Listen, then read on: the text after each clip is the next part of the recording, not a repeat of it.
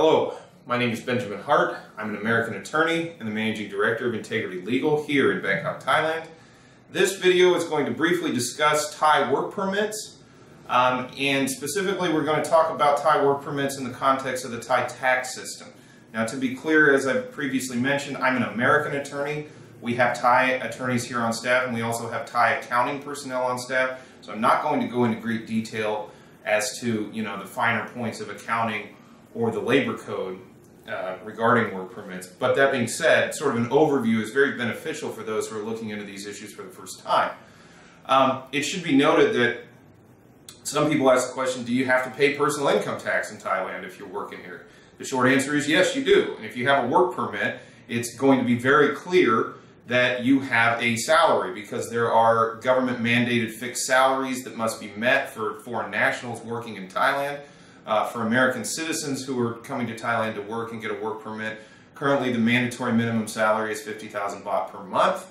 And the Thai income tax system has a progressive tax system that sort of goes up as you move up through higher tax brackets, capping it off at a top rate.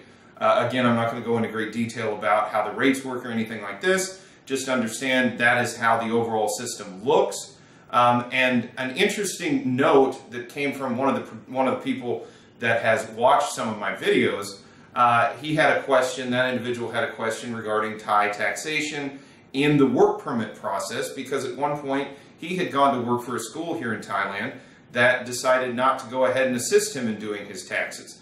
Now, these are personal income tax matters, so they are of a personal nature by their very definition, but that being said, it's generally sort of accepted that most places, especially like schools, are going to go ahead and handle an individual's taxes for them. But that's not necessarily the case, so making that assumption could be a major error. Therefore, it's highly recommended that one ascertain if one's employer is going to file their taxes for them. In most cases they will, most notably because they're the ones going to be paying the taxes, and they can go ahead and just withhold the personal income tax for the individual and deal with it at a later date, or deal with it as they go through their accounting system. This being said, that can fail to happen sometimes. And in this particular incident, it became an issue because when this individual went to go ahead and renew his visa and renew his work permit, he got a lot of blowback because he hadn't filed his yearly taxes. He didn't know that this was the case, and ultimately it was dealt with, but this can cause a major problem.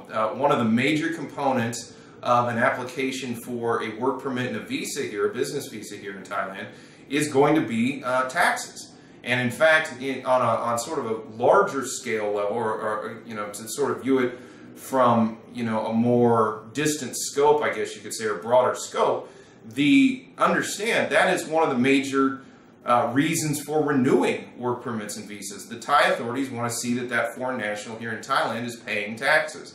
And companies that are not making money, or an individual who's not bringing in any revenue and thereby paying their taxes, they're going to have some real problems when it comes time to go ahead and renew their work permit and visa.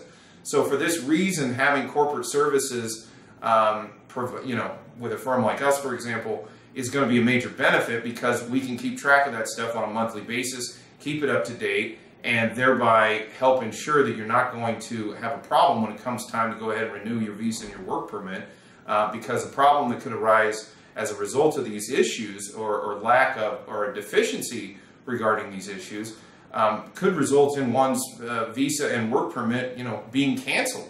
And therefore that individual will have to leave the kingdom in from that particular status. Now, in most cases that's not going to happen, but I will say here recently, with more stringently enforced immigration rules, it's not impossible to foresee a problem like that, especially in the context of failure to pay taxes in Thailand, as that is a major component of the application for work permit and business visa.